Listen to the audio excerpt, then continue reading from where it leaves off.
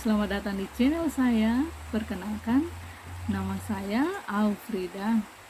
Dan di video kali ini saya akan membahas apa penyebab asam lambung dan apa yang menyebabkan asam lambung itu naik. Oke, sebelumnya bagi kalian yang baru pertama kali mampir atau menemukan channel saya ini, mohon untuk di subscribe, di like, di komen, dan dibagi ke media sosial milik kalian. Terima kasih. Oke, kita lanjutkan. Penyebab asam lambung naik ke kerongkongan bahkan sampai ke mulut. Seseorang bisa dikatakan mengidap asam lambung atau GERD bila mengalami refluks asam setidaknya 2 kali dalam seminggu selama beberapa minggu, guys. Asam sendiri adalah kondisi ketika asam lambung naik ke kerongkongan. Naiknya asam lambung pada penderita GERD bisa dipicu oleh kondisi kesehatan atau gaya hidup yang buruk, guys. Oke, sebelum saya lanjutkan, bahwa saat saya membuat video ini ada hujan, tapi semoga itu tidak mengganggu ya, tidak mengganggu pendengaran atau tidak mengganggu video saya ini. Oke, kita lanjutkan, guys. Sebaiknya kalian jangan abaikan kondisi asam pada mulut yang sering terjadi, apalagi itu disertai pada nyeri pada dada atau tenggorokan. Kondisi tersebut bisa menandakan kalian mempunyai penyakit GERD atau yang dikenal juga sebagai asam lambung. Kondisi ini terjadi ketika asam lambung naik kembali ke saluran yang menghubungkan mulut dan perut, yaitu kerongkongan. Jadi guys, kondisi asam lambung yang tidak segera diatasi tentunya akan membuat pengidapnya merasakan kondisi yang tidak nyaman.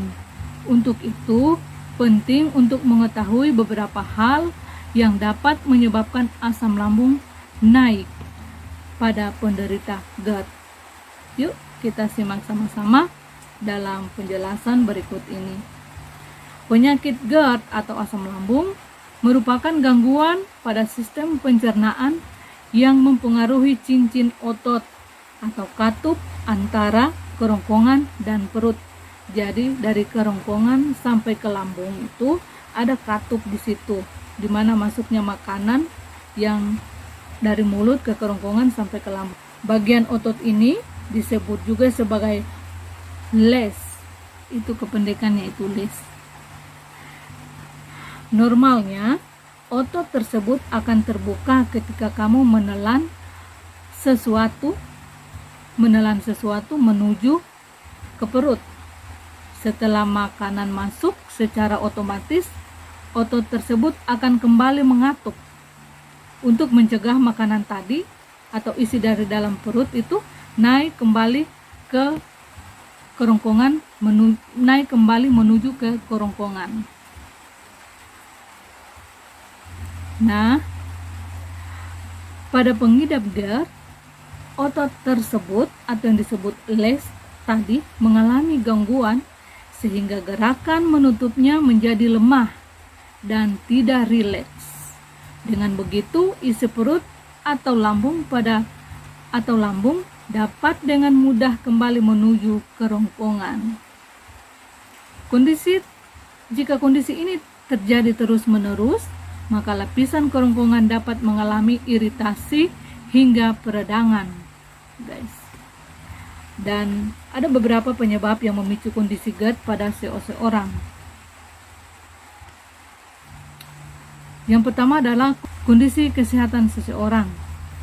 Seseorang yang mengalami kondisi obesitas, kehamilan menjadi beberapa pemicu seseorang mengalami GERD. Yang kedua adalah gaya hidup atau kebiasaan buruk. Selain kondisi kesehatan, gaya hidup atau kebiasaan buruk yang dijalani dalam jangka waktu yang cukup panjang juga bisa menjadi penyebab GERD atau asam lambung. Mulai dari merokok, makan terlalu banyak saat malam hari, mengonsumsi makanan berlemak, pedas, dan asam, mengonsumsi makanan atau minuman yang bersoda, mengandung alkohol atau kafein, sehingga mengonsumsi beberapa jenis obat-obat tertentu. Itulah beberapa penyebab asam lambung yang perlu diwaspadai, guys. Kondisi GERD yang tidak segera diatasi nyatanya dapat memicu berbagai komplikasi kesehatan.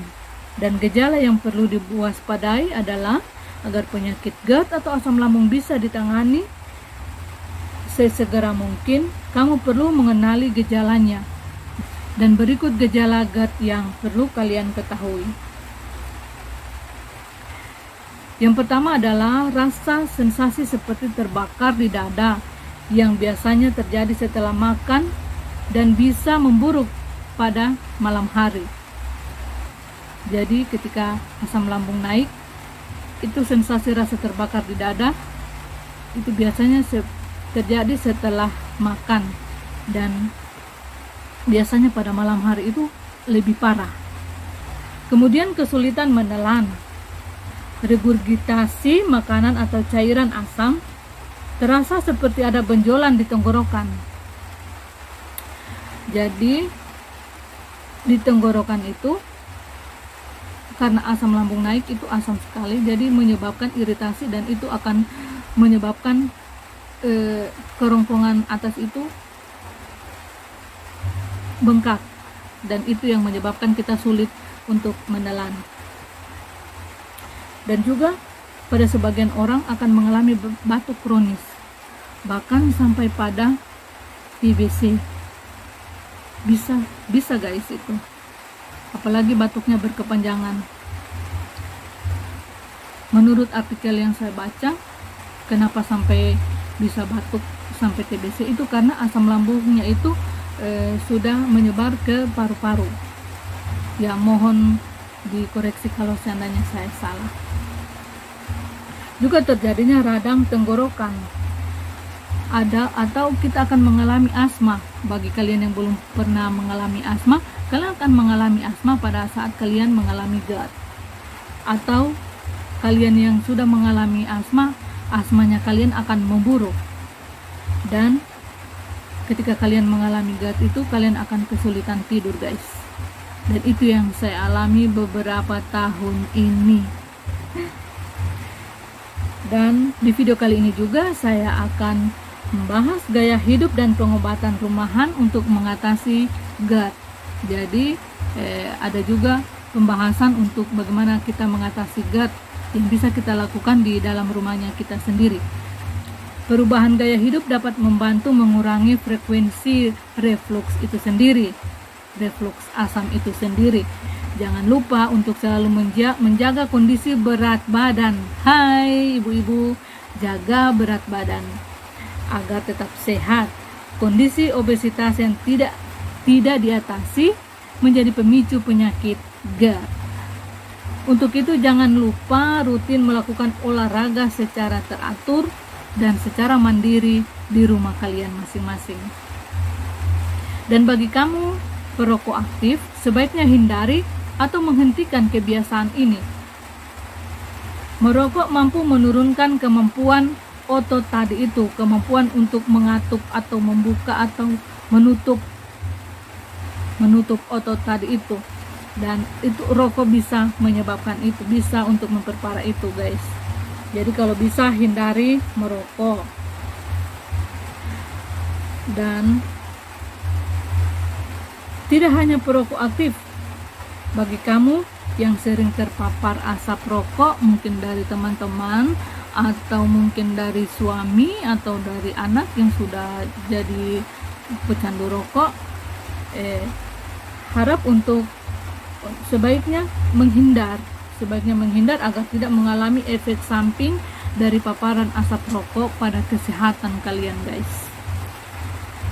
Pengidap GERD atau asam lambung sebaiknya tidur dengan kepala yang sedikit terangkat. Jadi boleh kalian tambah lagi bantal kalian yang seperti umpama tadinya kalian pakai 1 bantal, bisa ditambah menjadi 2 bantal. Begitu. Kamu bisa meninggikan bantal saat tidur untuk menghindari gejala GERD yang semakin memburuk. Selain itu, hindari langsung berbaring setelah makan. Sebaiknya tunggu 2-3 jam jika ingin berbaring setelah makan. Kamu juga perlu mengunyah makanan secara perlahan. Hindari mengonsumsi makanan dan minuman yang menjadi pemicu GERD.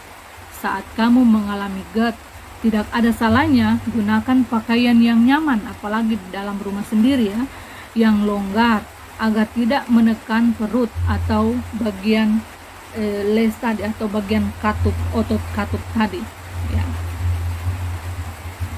Dan saya ingatkan, kalau seandainya gejala yang kalian alami itu terus menerus,